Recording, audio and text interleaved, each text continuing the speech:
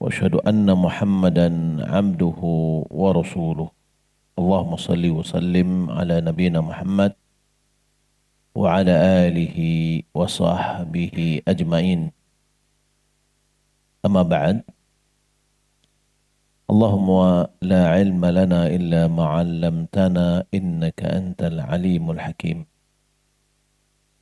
اللهم علمنا ما ينفعنا وانفعنا بما علمتنا وزدنا علما. اللهم إنا نسألك علما نافعا ورزقا طيبا وعملا متقبلا. اللهم لا سهل إلا ما جعلته سهلا وأنت تجعل الحزن إذا شئت سهلا. Kaum muslimin dan muslimat, Bapak Ibu yang dimuliakan oleh Allah Subhanahu wa taala. Alhamdulillah, segala puji bagi Allah yang senantiasa mencurahkan nikmat dan karunia-Nya kepada kita, nikmat yang begitu banyak yang tidak bisa kita hitung satu persatu. Salat dan salam semoga dianugerahkan oleh Allah Subhanahu wa taala kepada Nabi kita Muhammad sallallahu alaihi wasallam. Allahumma shalli ala Muhammad wa ala ali Muhammad. Baiklah, Bapak Ibu yang dimuliakan oleh Allah Subhanahu wa taala, kita melanjutkan kajian kita hadis Arba'in Nawawiyah, di mana hadis Arba'in Nawawiyah ini sebagaimana yang sudah kita singgung dahulunya adalah kumpulan hadis oleh Imam Nawawi melanjutkan tulisan Ibnu Salah. Ibnu Salah dia mengumpulkan 25 hadis, kemudian disempurnakan menjadi dinamakan dengan hadis Arba'in, walaupun hadisnya sebenarnya 42. Ini adalah hadis ke-42 yang kita baca. Kemudian Ibnu Rajab menyempurnakannya menjadi 50 dengan konsep atau pola yang sama, yaitu dia lihat pola hadis yang dikumpulkan itu adalah hadis-hadis yang menjadi terkadang menjadi kaedah, terkadang menjadi dasar, sehingga dikumpulkanlah, ditambah 8 menjadi 50. Hadis yang ke-42 ini adalah hadis Anas bin Malik. Anas bin Malik radhiyallahu ta'ala anhu qala sami'tu Rasulullah sallallahu alaihi wasallam yaqul qala Allah ta'ala ya ibna Adam innaka ma da'awtani wa rajawtani ghafartu laka ala ma kana mink wala ubali. Ya ibna Adam law balagat dhunubuka anana as-sama thumma astaghfartani ghafartu lak. Ya ibna Adam innaka law ataitani biqurabil ardi khataya thumma laqitani la tushriku bi syai'a la ataituka biqurabiha maghfiratan. Rawahu Tirmidzi wa qala haditsun hasan. Dari Anas bin Malik radhiyallahu ta'ala, dia berkata, aku mendengar Rasulullah sallallahu alaihi wasallam bersabda. Apa kata Rasulullah? Qala Allah Ta'ala, Allah berfirman. Apa firman Allah? Ya bena Adam, wahai anak Adam, innaka ma da'awtani wa rajawtani ghafartu laka ala ma kana minka wala ubali. Wahai anak Adam, sesungguhnya selama engkau berdoa kepadaku dan berharap kepadaku maka aku ampuni apa yang terjadi darimu. Ampuni atas dosa-dosa yang datang darimu. Adam, lau balagat dhunubuka ananas sama. Wahai anak Adam, kalau seandainya dosamu itu sampai menyentuh awan. Tumastaghfartani. Tumastaghfartani. Kemudian engkau meminta ampun kepadaku. Ghafartulak. Pasti aku akan ampuni dosa. Ya ibna Adam, wahai ibna Adam, innaka law ataitani biqurabil ardi khataya. Sesungguhnya kalau seandainya engkau mendatangiku dengan dosa sejagat raya. Semelaqitani, kemudian engkau bertemu denganku. La tusyriku bi syai'a, yang engkau tidak mempersekutukan sesuatu pun denganku. La ataituka biqurabiha maghfiratan. Sungguh aku akan mendatangimu dengan sejagat raya akan pengampunan. Rawi Tirmidzi, Imam Tirmidzi meriwayatkannya, beliau mengatakan hadithun hasan. Hadis ini hasan. Bapak Ibu belakang Allah Subhanahu wa taala, ini hadis namanya hadis qudsi. Hadis qudsi. Kalau kita lihat hadis itu terbagi kepada dua. Ada namanya hadis nabawi, ada namanya hadis qudsi. Hadis nabawi, perkataan yang ada pada hadis itu disandarkan kepada Nabi. Yani qala Rasulullah sallallahu alaihi wasallam. Rasulullah bersabda. Itu namanya hadis nabawi. Hadis qudsi, perkataan itu disandarkan kepada Allah. Qala Allah Ta'ala. Atau diriwayatkan juga fima rawa an rabbih. Pada apa yang diriwayatkannya dari Rabbnya. Jadi ungkapan yang diungkapkan di dalam hadis qudsi disandarkan yang mengatakannya adalah Allah. Adapun hadis nabawi disandarkan perkataan itu kepada Rasulullah Shallallahu Alaihi Wasallam.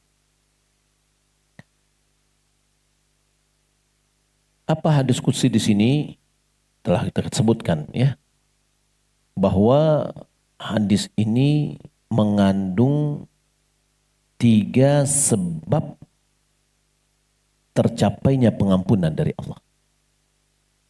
Ada 3 faktor atau 3 penyebab, yang 3 penyebab itu kita bisa mendapatkan pengampunan dari Allah. Yang pertama adalah doa yang diiringi dengan harap.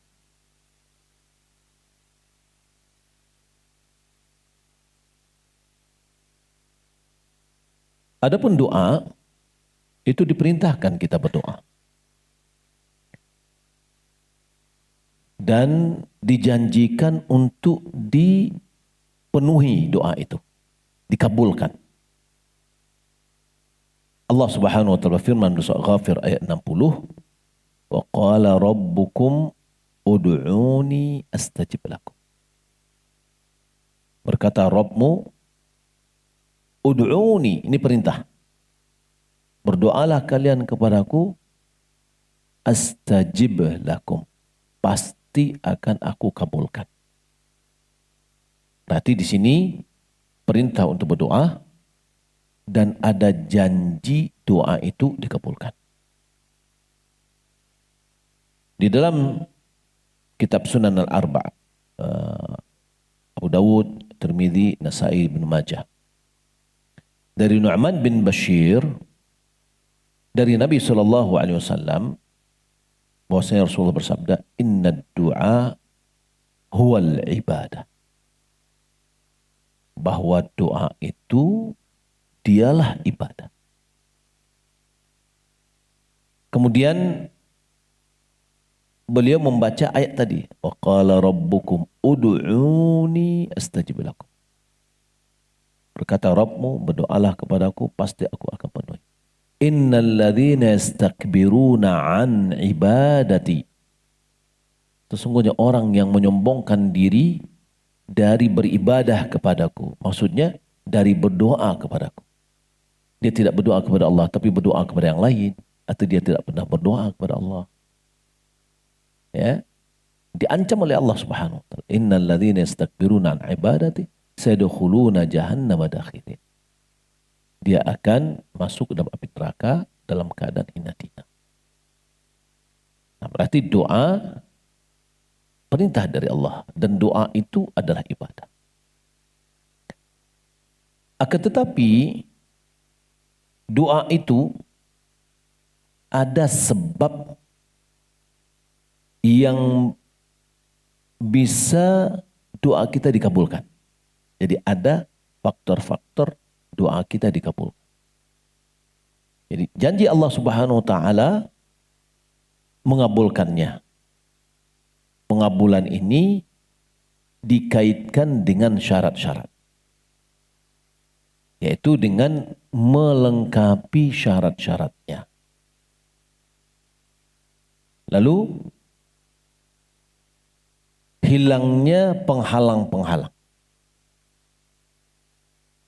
Kalau seandainya syaratnya sudah terpenuhi, penghalang-penghalangnya sudah bisa dihindari, maka doa itu dikabul. Ya. Di antara syarat-syarat yang terbesar dari doa itu adalah berdoa dengan hati yang hadir.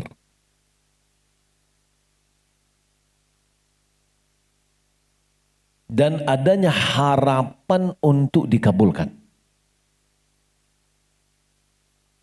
Sebagaimana yang diriwayatkan oleh Imam At-Tirmidzi dari hadis Abu Hurairah radhiyallahu taala an Nabi sallallahu alaihi wasallam qala ud'u Allah wa antum muqinuna bil ijabah. Assalamualaikum. Berdoalah kepada Allah dalam keadaan kalian yakin dikabulkan. Ya.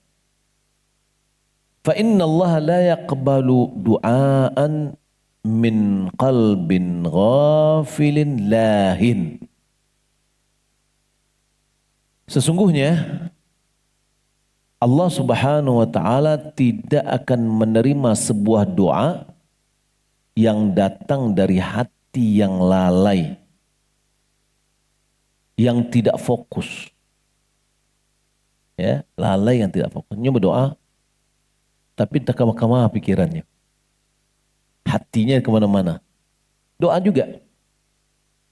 Berarti dituntut kepada kita bahwa ketika kita berdoa itu memang ada harapan untuk doa kita ini dikabulkan. Dan yakin kita bahwa doa kita ini dikabulkan. Ini salah satu dari syarat.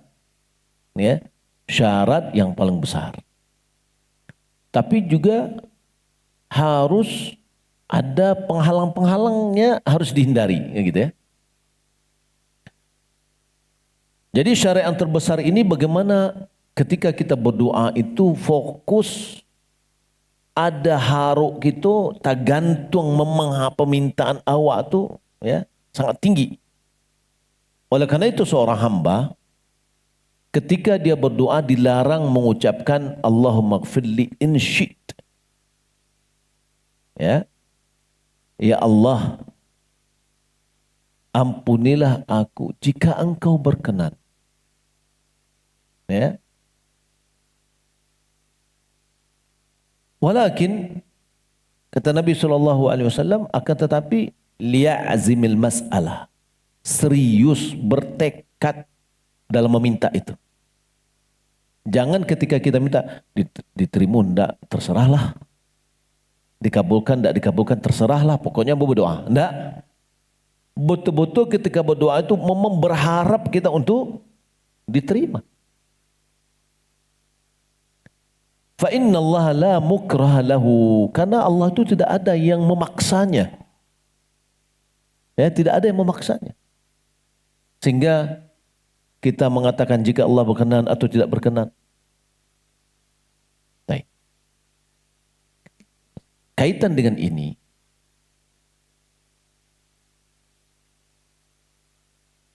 orang sering bernazar. Ya. Sementara dari Ibnu Umar meriwayatkan nah Rasulullah sallallahu alaihi wasallam anin nazar. Rasulullah melarang bernazar. Jadi maksudnya apa? Bernazar yang imbalan, kompensasi. Kalau anak ambo lulus, ambo ke sedekah. Itu nazar kompensasi namanya. Ketika keinginan awak dipenuhi oleh Allah, baru awak berbuat. Apa kata Nabi SAW? Nazar itu fa innahu la ya'ti bi khair. Nazar itu tidak mendatangkan kebaikan. Tapi yang mendatangkan apa? Mendatangkan kesusahan. Buat ada kesusahan, sedekah tidak wajib menjadi wajib. Ya, tadinya tidak wajib menjadi wajib dia. Kadang-kadang bakilah setelah terpenuhi keinginannya, mulai dek saking berharapnya untuk lulus anaknya, malahan terkecil dia. Kalau misalkan anak ambo lulus 100 juta ambo akan bersedekah. Gitu. Talai itu piti itu tidak, pokoknya harupnya tuh. Enak. Setelah ternyata memang lulus. Datang beban leh. Dipenuhi 100 juta aku untuk bersedekah. Kan menyusahkan itu. Lalu apa kata Nabi? Wa inna ma yastakhriju minal bakhil. Bahwasanya nazar yang seperti itu diambil dari yang melakukan itu adalah orang bakhil katanya. Bagaimana orang bakhil? Orang bakhil kalau lun diagih, nyulun magih. Ya. Jadi tidak ada keinginannya untuk awal gitu. Tapi ketika ada kompensasi baru dia udah melakukan. Jadi kalau seandainya tidak ada nazar tadi, mungkin dia tidak pernah bersedekah-sedekah. Nabi mengatakan tadi nazar itu tidak mendatangkan kebaikan. Tapi kenyataannya kok banyak orang bernazar, keinginan yang disebut pada nazar itu terpenuhi. Wallahu alam, saya melihatnya dari sisi tadi. Bahwa ungkapannya itu adalah bagian dari doa. Dan ketika dia mengucapkan memang haruknya itu aduh gitu loh. Ya, harapnya bahwasanya memang terpenuhi itu ada. Itulah yang menyebabkan doanya apa? Permintaan dan permohonannya dikabulkan. Tapi ketika kita berdoa kadang-kadang antara iyo juga ya terpenuhi, silahkan, kalau enggak ya boleh wala berdoa. Yang seperti ini doanya tidak dikabulkan. Jadi ada cara-cara doa, adab-adab berdoa, ya insyaallah juga kita akan sebutkan nanti. Namun mawani'nya, penghalang-penghalangnya harus dijauhi.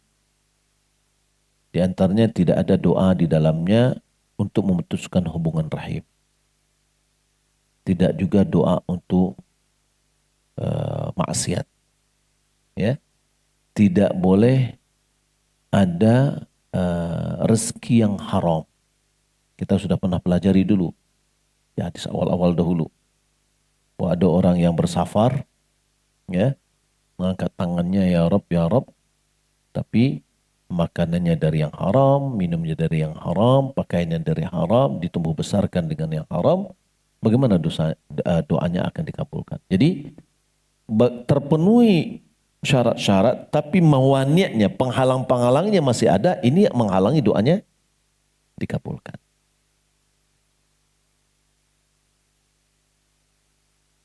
Ungkapan dalam hadis di atas, innaka ma da'autani wa rajautani ghafartu laka ala ma kana minka wa la ubali.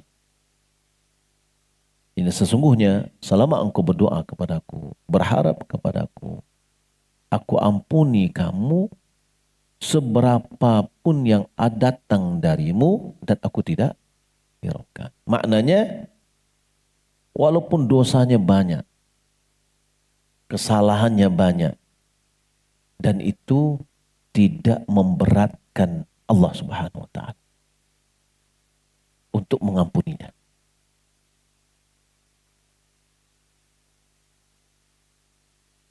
Maka kalau begitu ya sudah, berdoa kita selalu. Tapi doanya harus dengan sebab atau syarat-syarat tadi. Sebab yang kedua, dapatkan pengampunan. Yang pertama tadi apa? Berdoa yang diiringi dengan harap yang tinggi. Yang kedua, mendapatkan pengampunan itu disebabkan oleh istighfar. Ya, istighfar. Ya, ini kita meminta ampun kepada Allah. Walaupun dosa-dosa kita sangat banyak.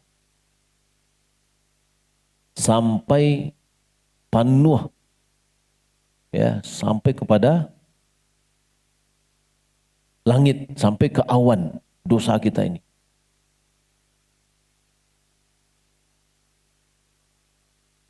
Ada lagi mengatakan ananus sama itu sampai sejauh mata memandang. Itu saking banyaknya dosa.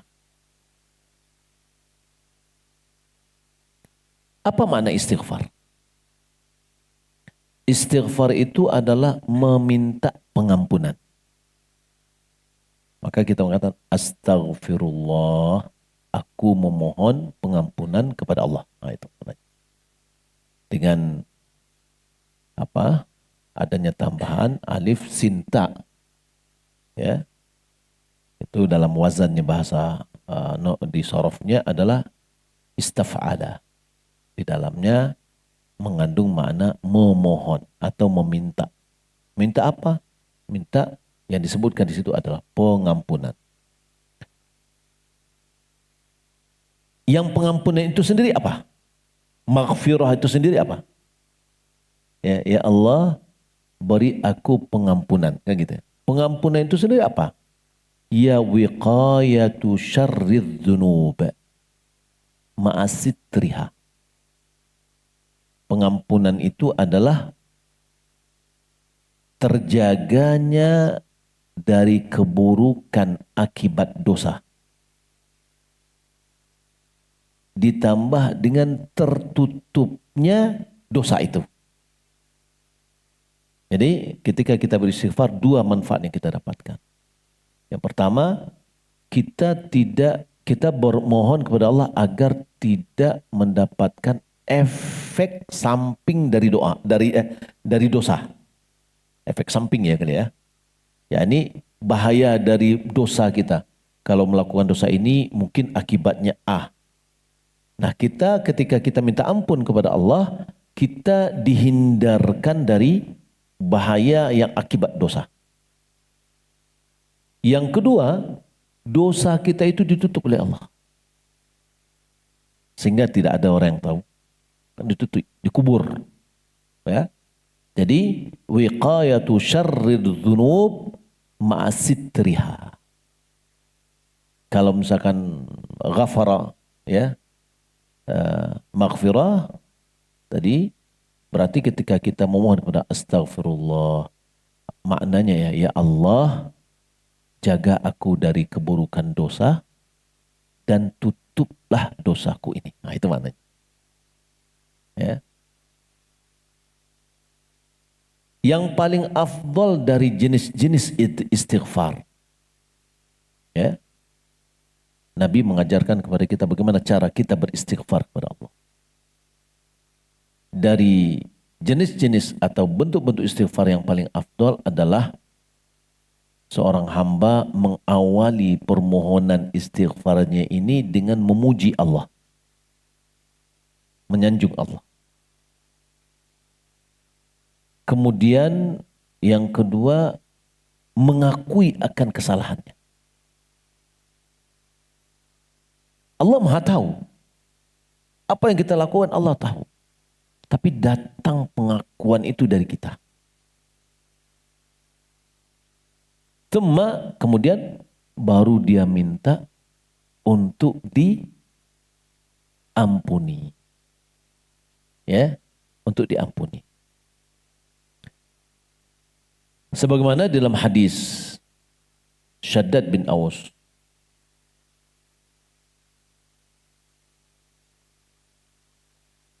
dari Nabi Shallallahu Alaihi Wasallam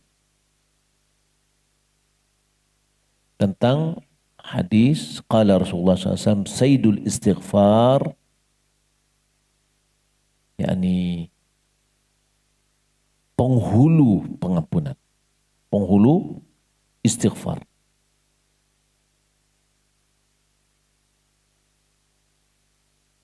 An yaqul al-abdu,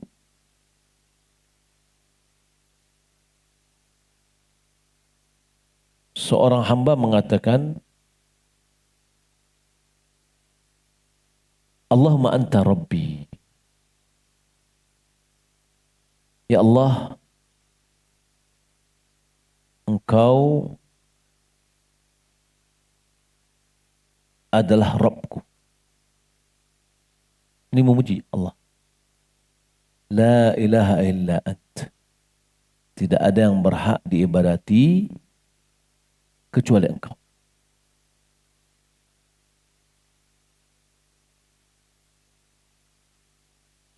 Khalaqtani wa ana abduk. Engkau telah menciptakanku dan aku adalah hambamu.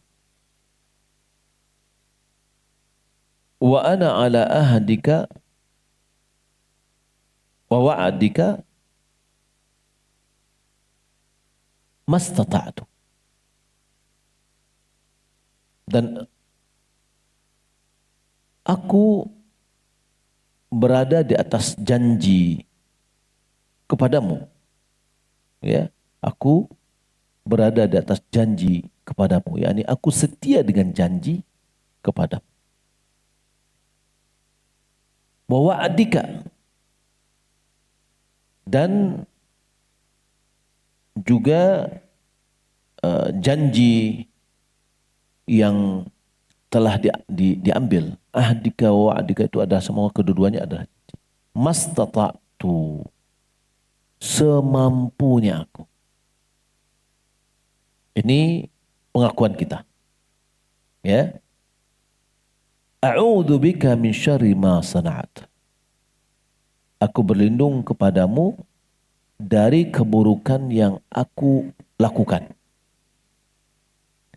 Abu'u laka bi ni'matika alayya. Abu'u laka, yani aku mengakui akan nikmat yang engkau berikan kepadaku. Wa abu'u bi dzambi, aku juga mengakui dengan dosa-dosaku. Ya, faghfirli fa innahu la yaghfiru dzunuba illa anta. Maka ampunilah dosaku, sesungguhnya tidak ada yang akan bisa mengampuni dosa kecuali Engkau. Jadi kalau kita lihat bagian awalnya kita memuji Allah. Kemudian yang kedua baru pengakuan terhadap diri kita. Ya, pengakuan terhadap diri kita dan kondisi kita. Ya. Setelah itu baru permohonan yang kita lakukan. Ya. Juga doa yang dilakukan oleh Nabi Ayub.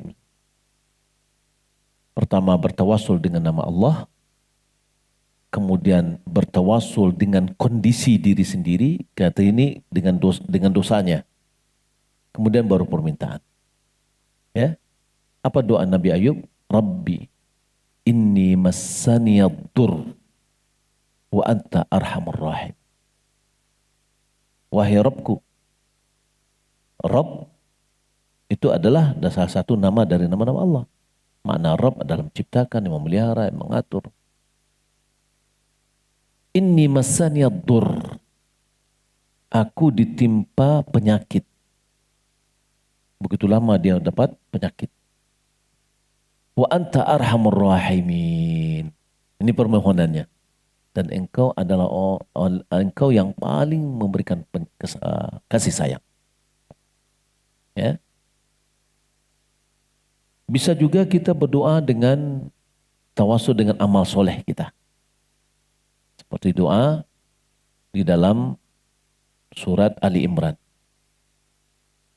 Rabbana, ini tawasul dengan nama Allah. Maka dianjurkan kita berdoa itu diantaranya adalah pakai Rabbana. Rabbana innana sami'na munadiyan yunadi lil imani an aminu bi rabbikum fa amanna. Ya. Sesungguhnya kami, wahai Rabb kami, sesungguhnya kami mendengar ada yang menyuruh. Innana sami'na munadiyan, yang menyuruh, yunadi lil iman, yang mengajak kepada keimanan.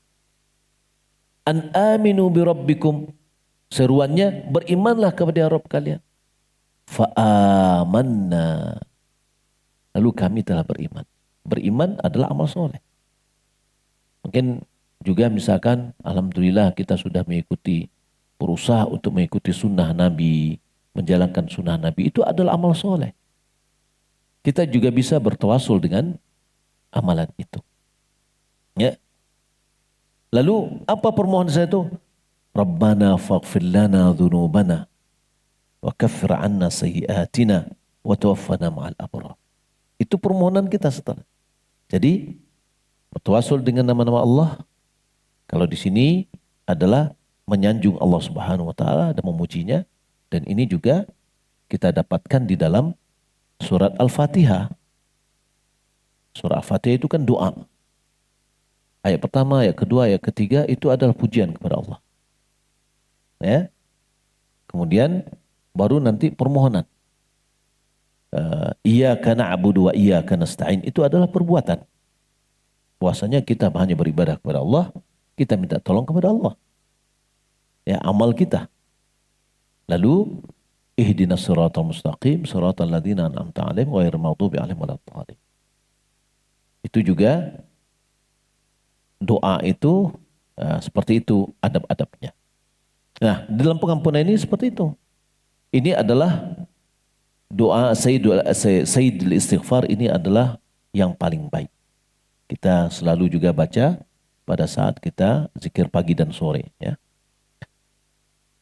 Wa min anwa'il istighfar, di antara bentuk-bentuk istighfar lagi adalah seorang hamba mengatakan astaghfirullah alladzi la ilaha illa huwal hayyul qayyum wa atubu ilaih. Ya. Juga diriwayatkan dari Nabi sallallahu alaihi wasallam, man qalahu ghufira lahu wa in kana farra min az-zahf. Siapa yang mengucapkan tadi astaghfirullah alladzi la ilaha illahu, ya, al-hayyu al-qayyum wa atubu ilaih, maka diampuni dosa-dosanya walaupun dia lari dari kancah peperangan. Yani kancah peperangan, lari dari kancah peperangan itu adalah dosa besar. Ya, tawalli atau tawalla yaum az-zahf. Yani lari dari waktu berperang. Nah, kalau itu diucapkannya, kata Nabi SAW, juga diampuni oleh Allah Subhanahu wa ta'ala dengan mengucapkan astaghfirullah alladzi la ilaha illa huwal hayyul qayyum wa atubu ilaih. Di antara dorongan kita untuk beristighfar, dalam Sahih Al-Bukhari dari Abu Hurairah radhiyallahu ta'ala an, bahwasanya Nabi SAW mengatakan, wallahi, demi Allah, inni la astaghfirullah wa atubu ilaihi fil yawmi akthara min sab'ina marrah. Ini Rasulullah. Demi Allah, sesungguhnya aku sungguh beristighfar, meminta ampun kepada Allah dan bertobat kepadanya setiap hari lebih dari 70 kali. Kalau kita bagaimana nih? Ya, kita yang banyak dosa, Seharusnya lebih banyak lagi dari itu. Nabi SAW adalah orang yang diampuni dosa yang telah berlalu dan akan datang. Beliau melakukan ini. Ya. Dalam Sahih Muslim dari Al-Aghar Al-Muzani, an Nabi SAW qal innahu la yughanu ala qalbi. Sesungguhnya terkadang tertutup ke hatiku. Ya, mungkin kita kadang galau, pikiran tertutup, hati tertutup. Ya, wa inni la astaghfirullah fil yaumi mi'ata marrah. Dan sungguh aku beristighfar kepada Allah ya 100 kali sehari. Baik. Kalau kita beristighfar 100 kali astagfirullah wa atubu ilaih, astagfirullah wa atubu ilaih, astagfirullah wa atubu ilaih. Itu kita cuma butuh waktu untuk 100 itu kurang lebih 2,5 menit. Tidak lama. Ada satu orang, Masya Allah, pernah memberikan pesan nasihat kepada saya waktu itu di Jakarta. Dia mantan kepala polisi keamanan bintang, kalau kitanya bintang 1 lah ya, di Masjid Nabawi. Setelah dia pensiun kemarin, kalau tidak salah tahun kemarin, ketemu dengan kita di belum 2 tahun yang lalu, hampir 2 tahun yang lalu, di Jakarta. Dia selalu mengingatkan kita berzikir. Nah, dia bilang, lakukan ini luar biasa, yaitu istighfar. Kalau Nabi SAW beristighfar 100 kali setiap hari, kita lakukan istighfar 100 sebelum sholat, 100 setelah sholat. Ya, kita datang duluan antara azan dan qamat, mungkin kita bisa astagfirullah wa atubu ilaih, astagfirullah wa atubu ilaih. 100 kali hanya 2,5 menit. Oke? Setelah sholat, setelah kita berzikir, setelah kita sholat sunat, mungkin duduk kita sedikit, kita beristighfar lagi. Berapa istighfar yang kita lakukan setiap hari? Menjadi 1.000. Ya. Nah, hal yang seperti itu boleh, tidak ada masalah. Ya, tapi tidak dijadikan sebagai sebuah yang kita anggap seperti ini yang terbaik, inilah sunnah Rasulullah. Enggak. Ya. Istighfarnya Nabi setiap hari tidak tentukan kapan waktunya. Kalau kita lihat dalam zikir pagi dan sore, ya paginya 100, sorenya 100. Ya. Tapi tidak lama lah, ya 100 itu. Azan dulu ya. Ya, baru.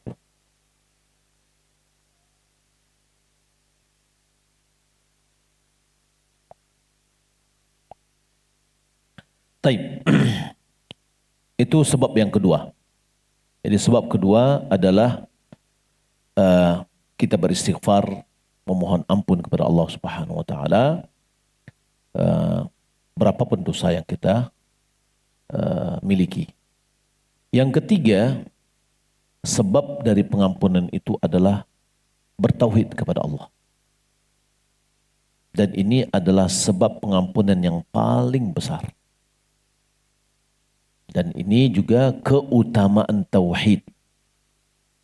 Ya, keutamaan tauhid, orang yang mewujudkan tauhid dengan benar, dosanya diampuni oleh Allah Subhanahu wa taala.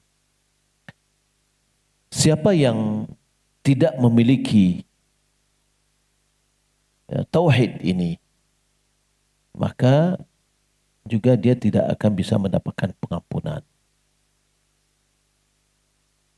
Siapa yang membawa tauhid, yakni menjalankan tauhid, maka dia telah membawa dan melakukan sebab yang terbesar dari sebab-sebab pengampunan.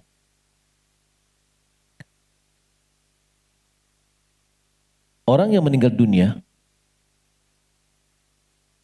dengan membawa dosa sejagat raya, penuh bumi ini, ya, dengan dosa. maka Allah Subhanahu wa taala akan berjumpa dengannya dengan membawa pengampunan sejagat raya juga. Selama dia meninggal dunia dalam keadaan bertauhid. Akan tetapi ini semua juga diiring dengan masyiatullah. Ya, masyiatullah, yakni kehendak Allah. Jika Allah menginginkan diampuni dan sebab pengampunan itu ada, yaitu apa? Tauhid. Jika Allah Subhanahu wa taala mengampuninya, maka Allah akan ampuni. Lalu dia akan masuk surga tanpa dimasukkan ke dalam api neraka. Tapi jika Allah Subhanahu wa taala berkehendak dan menginginkan dia itu diperhitungkan dosa-dosanya, disiksa dia, ya, dibersihkan dia gara-gara dosanya, dan itu adalah kembali kepada hikmah Allah Subhanahu wa taala. Maka muara atau akhir dari kondisi orang ini tidak kekal di dalam api neraka. Malahan dia keluar dari api neraka dan kemudian masuk ke dalam surga. Allah Subhanahu wa taala firman, "Alladzina amanu wa lam yalbisu imanahum bidzulmin ulaika lahumul amnu wa hum muhtadun." Orang-orang yang beriman yang tidak mencampur adukkan keimanannya dengan kezaliman, maka bagi mereka itu mendapatkan keamanan dan mereka mendapatkan petunjuk.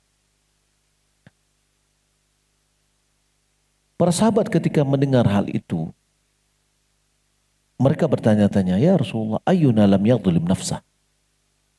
Wahai Rasulullah, siapa di antara kita yang tidak pernah menzalimi dirinya? Ya, kalau begitu tidak ada satupun kita yang selamat. Karena kita semuanya ya menzalimi diri kita. Kita punya kesalahan, mungkin kewajiban kita tidak terlaksanakan sepenuhnya, ya, atau larangan terkerjakan. Lalu Nabi SAW mengatakan,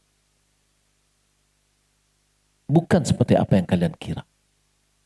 Tidakkah kalian mendengar perkataan Luqman Al-Hakim kepada anaknya, "Ya bunayya la tusyrik billah, inna syirka la zulmun azim." Ketika Luqman Al-Hakim dia menasihati anaknya, "Wahai anakku, jangan engkau mempersekutukan Allah.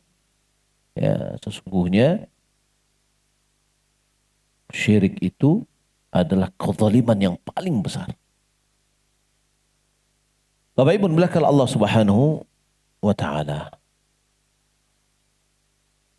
Syirik merupakan dosa yang tidak bisa diampuni oleh Allah Subhanahu wa taala. Seluruh dosa di bawah dari dosa syirik itu di bawah kehendak Allah Subhanahu wa taala. Jika Allah mau berkeinginan untuk memaafkan pelakunya, maka Allah tidak mengazabnya.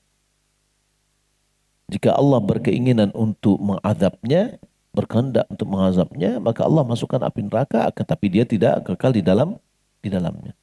Kalau syirik, kekal di dalamnya. Innahu may yusyrik billah faqad harramallahu alaihi jannah wa ma'wahu an-nar wa ma lidh-dhalimin min ansar. Sesungguhnya siapa yang bersekutu Allah, maka Allah telah mengharamkan kepadanya surga, tempatnya adalah api neraka, dan tidak ada penolong bagi orang-orang yang zalim, yang orang-orang berbuat syirik.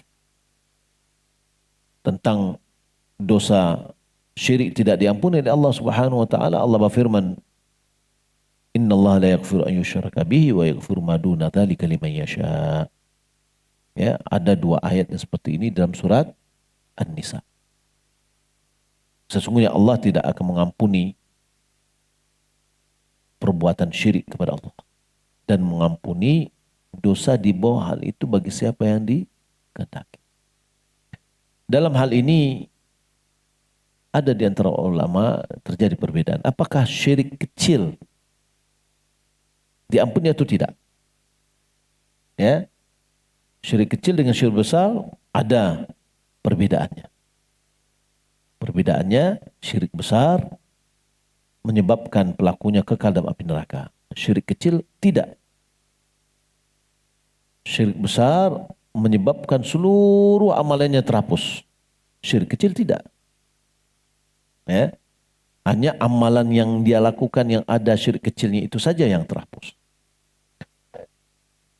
Syirik besar menjadikan seorang keluar dari agama Islam. Syirik kecil tidak. Nah, apakah syirik kecil ini diampuni atau tidak? Terjadi perbedaan.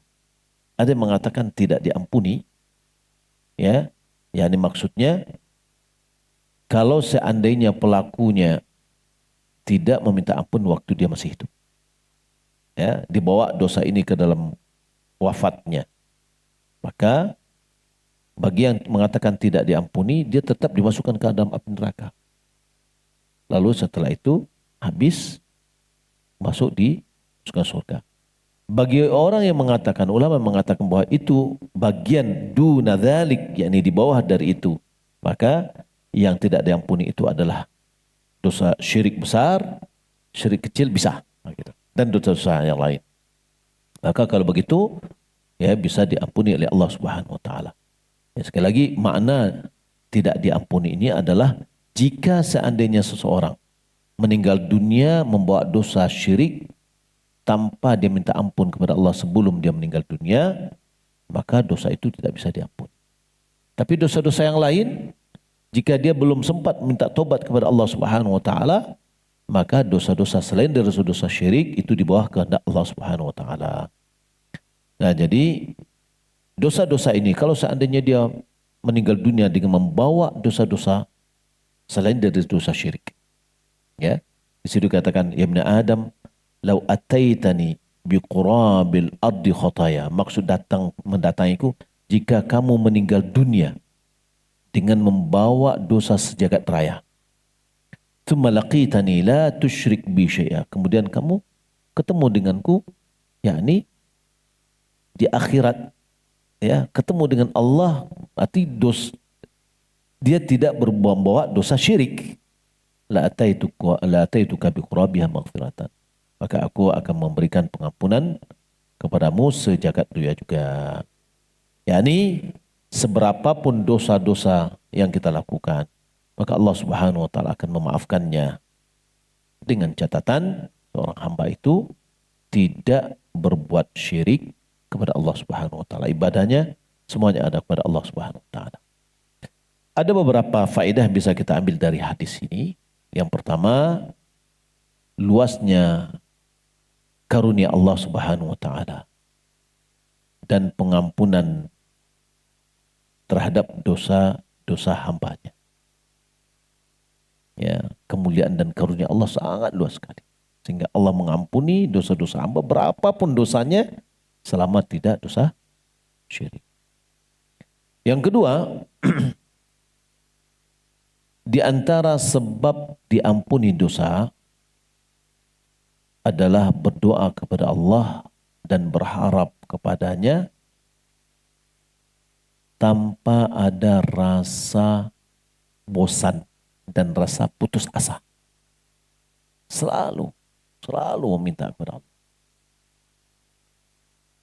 Yang ketiga, keutamaan beristighfar yang diiringi dengan taubat. Astagfirullah atubu ilaik. Ya. Bahwasanya Allah Subhanahu wa taala mengampuni orang-orang yang meminta pengampunan, ya, terhadap dosa-dosanya, walaupun dosanya sebanyak apapun. Jika seorang hamba meminta ampun kepada Allah atas dosa-dosa yang dilakukan, maka Allah akan mengampuni dosa-dosanya sebanyak apapun. Yang keempat, bahwasanya melakukan syirik kepada Allah merupakan dosa yang tidak bisa diampuni. Dan bahwasanya dosa selain daripada dosa syirik itu di bawah kehendak Allah Subhanahu wa taala, masyiatullah. Kemudian yang kelima adalah keutamaan ikhlas. Ikhlas itu adalah memurnikan ibadah kita hanya kepada Allah Subhanahu wa taala. Ikhlas itulah tauhid, ya. Bahwasanya Allah mengampuni dosa-dosa disebabkan oleh keikhlasan tadi. Semoga Allah Subhanahu wa taala memberikan pengampunan kepada kita seluruh dosa-dosa yang kita lakukan, karena ya kita sangat banyak dosa kepada Allah Subhanahu wa taala. Demikian yang dapat kita sampaikan Bapak Ibu. Kita lihat tanya jawab kalau ada yang bertanya, ya. Bolehkah kita berdoa tidak menggunakan redaksi doa seperti diajarkan Nabi? Karena ada hajat yang lebih spesifik yang ingin kita sampaikan kepada Allah. Mana yang lebih afdal?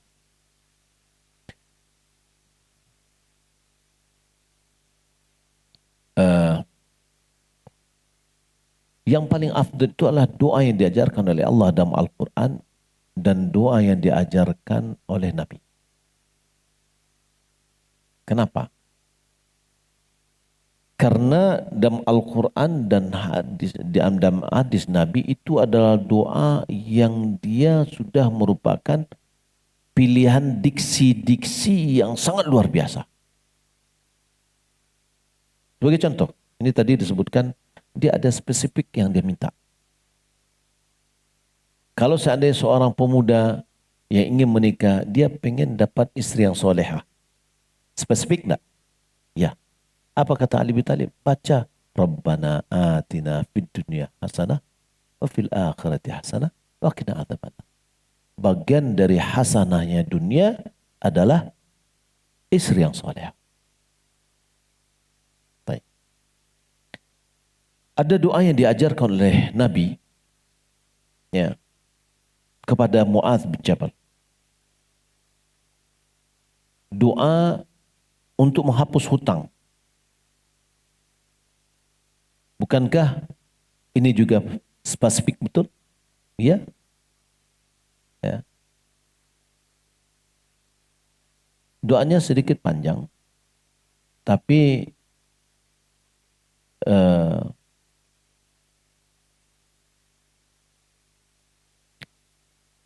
Allahumma malikal mulki tu'til mulka man tasha.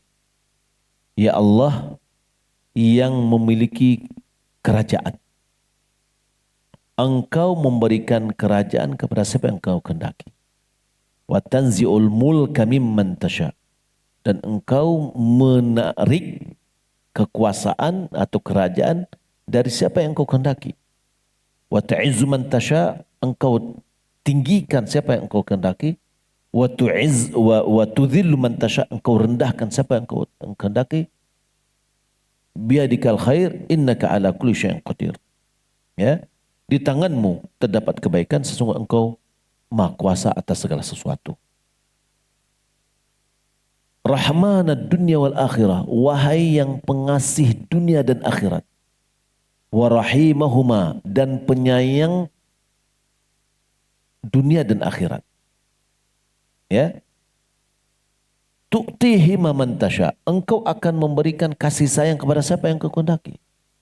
Wa tamna'u minhu man tasha. Engkau juga menghalangi orang dari kasih sayang ini kepada siapa yang Engkau kehendaki.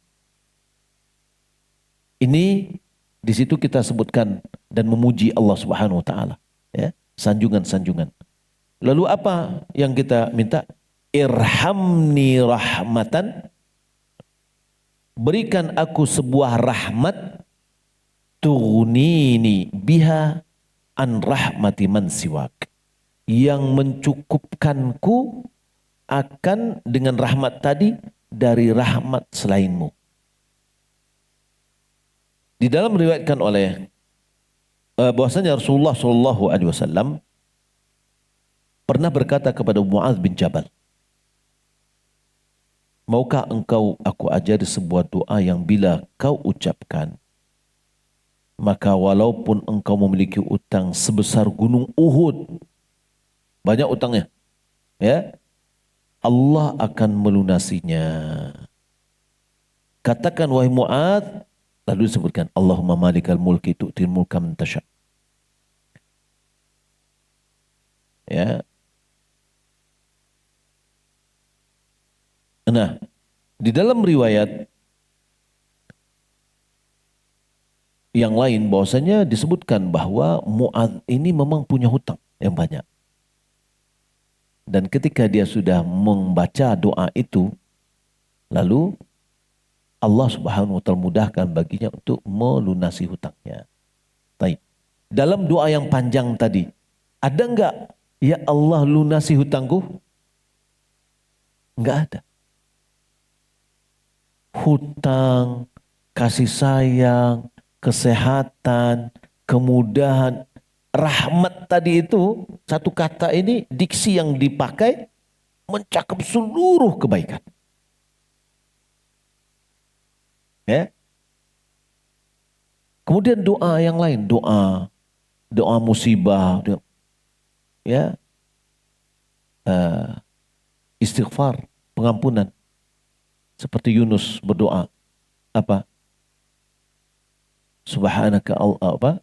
La ilaha illa anta subhanaka inni kuntu minadh dhalimin. Tidak disebut, ya Allah ampuni dosaku. Doanya Nabi Adam, Rabbana zalamna anfusana wa illam taghfir lana wa tarhamna lanakunan minal khasirin. Lalu diampuni oleh Allah Subhanahu wa taala. Jadi kalau boleh kita mungkin memakai apa yang kita inginkan, tapi cuma subhanallah, ya, hanya itu saja. Kita ambil cek, itu cek aja. Kalau ikut yang kita doakan, itu yang terlunasi, terpenuhi, yang lain juga terpenuhi. Ya kadang-kadang kan, coba Bapak Ibu perhatikan doa-doa hutang ini. Gitu. Kalau misalkan Allahumma inni a'udzubika minal ajli wa kasal, wa a'udzubika minal jubni wal bakhl, wa a'udzubika min ghalabatid daini wa qahrir rijal. Tidak hanya khusus untuk utang. Kalau mungkin kita berdoa, ya Allah lunasilah hutang ambo, ya Allah lunasilah hutang ambo. Itu saja. Tapi kita diajarkan oleh Rasulullah SAW doa, yang doa di situ banyak sekali, ya, manfaat dari doa itu. Makna-makna yang terliputi. Juga doa yang diajarkan oleh Nabi misalkan, Allahumma ini as'alukal huda, wat tuqa, wal afafa, wal ghina. Itu sudah selesai semuanya tuh. Dari doa yang 4 yang kita mohonkan. Ya Allah, aku memohon kepadamu hidayah. Allahumma ini as'alukal huda, petunjuk. Ya, wat tuqa, taqwa. Wal afafa, yaitu kehormatan diri, terjaganya kehormatan diri kita. Wal ghina, kecukupan. Kalau kecukupan di sini berarti jauh kita dari kefakiran. Kan cukup kok yang pas. Ya pas-pas saja lah gitu. Pas mau pergi umrah ada piti, pas mau beli ini ada uang. Jadi itulah cukup. Tidak pula lebih-lebih dong. Enak. Nah, jadi kalau kita lihat doa-doa yang diajarkan oleh Nabi itu Masya Allah luar biasa. Nah, tinggal kita mengetahui doa untuk rasa gundah gulana ini dibaca. Doa untuk keperluan hutang ini dibaca, ya, dan yang lainnya. Lalu sekali lagi, bolehkah kita berdoa dengan sifat sesuai dengan kita? Ya boleh, nggak ada apa-apa. Kata Nabi SAW, liyas'al ahadukum rabbahu kulla hajatahu. Hendaklah salah seorang di antaramu memohon kepada Rabbnya seluruh kebutuhannya. Sampai kalau tali sandalnya putus dia minta kepada Allah. Ya, silakan, tidak ada apa-apa. Semua yang ada di dunia ini adalah ciptaan Allah. Termasuk syahwat, termasuk keinginan, termasuk perbuatan. Syirik itu adalah bagian dari yang diciptakan oleh Allah. Ya. Kufur diciptakan oleh Allah. Hidayah Allah menciptakan. Semuanya Allah ciptakan. Perbuatan itu Allah yang menciptakan. Ya. Nah, tidak ada yang terjadi di dunia kecuali karena kehendak Allah, masyiatullah. Namun kalau kita lihat ada yang amalan yang dicintai oleh Allah, ada amalan yang tidak dicintai oleh Allah. Yang sesuai dengan syariat itu dicintai oleh Allah. Yang tidak sesuai dengan syariat itu tidak dicintai oleh Allah Subhanahu wa taala. Tidak dicintai oleh Allah, boleh jadi dia terjadi. Ya. Syaitan yang sudah tahu kita bahwasanya dia akan menggoda anak Adam untuk mungkin boleh jadi berbuat syirik, berbuat bid'ah, berbuat dosa dan yang lainnya. Dia tidak akan terjadi kecuali dengan masyiatullah, kehendak Allah. Ya. Nah, maka dalam hal ini orang yang berbuat syirik itu adalah perbuatan dia karena dia yang melakukan. Adanya syirik itu adalah diciptakan oleh Allah Subhanahu wa taala. Ya, terjadinya syirik itu di atas kehendak Allah Subhanahu wa taala dengan hikmahnya. Wallahu a'lam. Bagaimana menggabungkan ridha terhadap takdir dengan harapan berlakunya keinginan melalui dosa? Ridha terhadap takdir dan harapan berlakunya keinginan melalui dosa. Kadang Anda tertipu, malas berdoa dikarenakan pasrah dengan takdir. Apa maksudnya? Ya, menggabungkan ridha terhadap takdir dan harapan berlakunya keinginan melalui doa kali ya, bukan dosa. Taib. Takdir itu ada sebab. Ya, maka seorang hamba dia harus melakukan sebab. Di antara sebab dari takdir itu adalah doa. Di antara sebab juga adalah upaya dan usaha. Dengan upaya dan usaha kita ini kita mendapatkan pahala. Tapi usaha itu tidak menjamin tercapainya yang diinginkan. Tapi harus dilakukan. Saya sering memberikan perumpamaan bagaimana sebab itu harus ada. Kisahnya Maryam. Maryam dengan dua kondisi. Waktu dia gadis, dia berada di satu kamar yang Allah berikan kepada dia makanan. Datang Zakaria kepadanya, "Aina laki hadha?" Qalat huwa min indillah. Dari mana kamu dapat ini? Ya, dia mengatakan itu dari Allah. Baik. Ketika dia mau melahirkan anak dalam keadaan sakit perutnya, disuruh pergi, suruh menyandar ke pokok korma, pohon korma. Lalu disuruh untuk menggoyangkannya supaya jatuh korma. Mungkin enggak dengan menggoyang ini dia jatuh?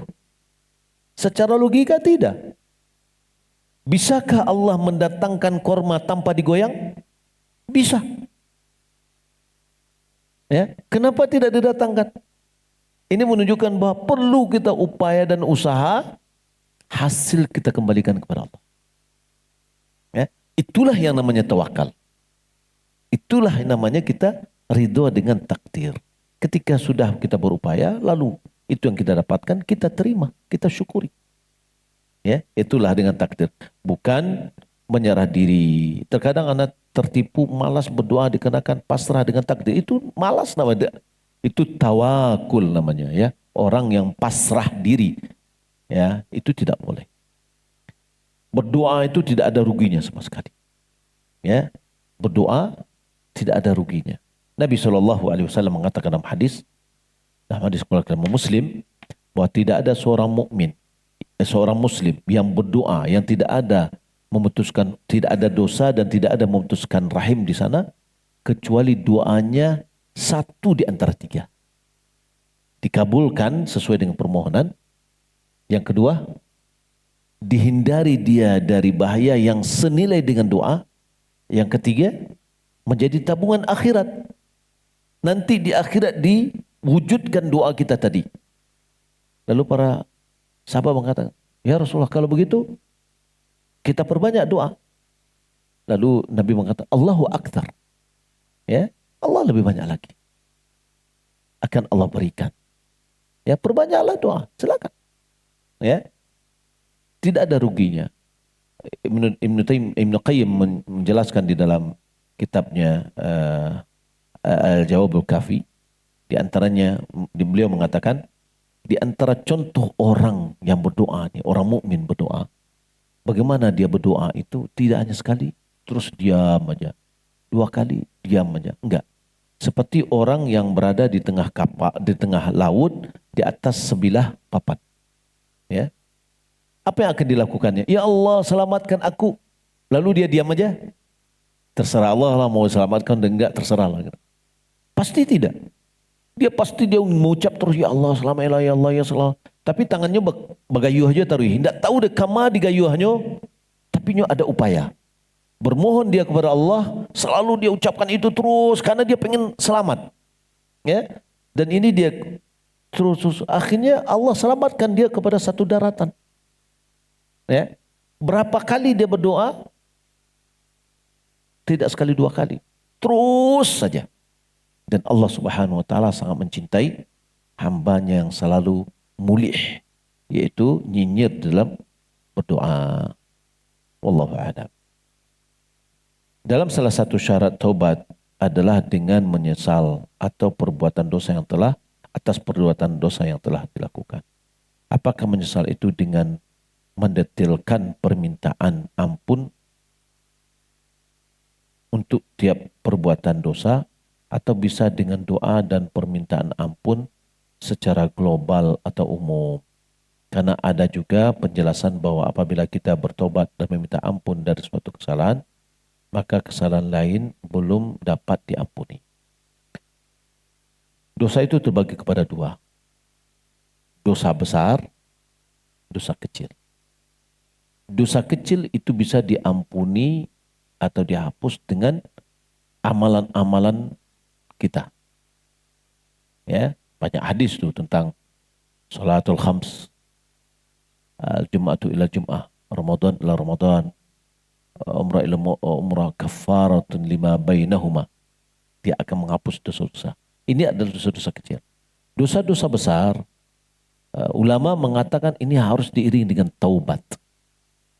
Ya, taubat berarti masing-masing dari dosa itu. Kita sebutkan dosa kita, yang kita mohon ampunkan kepada Allah, kita sesali perbuatan tersebut. Masing-masing dari dosa, termasuk adalah perbuatan syirik mungkin ya.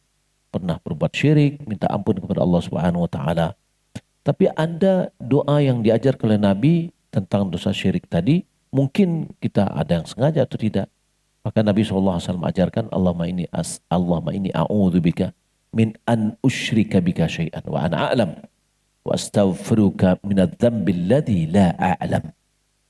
Ya Allah, aku mohon perlindungan kepadamu dari aku berbuat syirik kepadamu. Sementara aku sadar, aku tahu. Dan aku memohon ampun darimu dari dosa yang aku tidak sadari. Ya.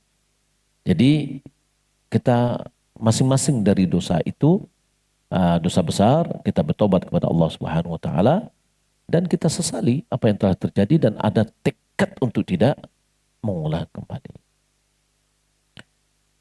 Cukupkah bertobat dengan berpuasa di hari-hari yang ganjaran ampunan seperti puasa Arafah atau Asyura? Ini sudah kita sebutkan, ya.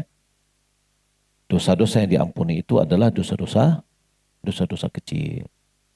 Ya, seperti hadis Nabi ketika ditanya tentang puasa Arafah, ahtasibu 'ala Allah ayukaffir sanatal madiyah wal baqiyah. Aku mohon kepada Allah agar itu bisa menghapus satu dosa 1 tahun yang telah berlalu dan 1 tahun yang akan datang. Wallahu ta'ala alam. Ini yang dapat kita sampaikan, semoga bermanfaat. Assalamualaikum Muhammad wa ala alihi wa sahbihi ajma'in. Wassalamualaikum warahmatullahi wabarakatuh.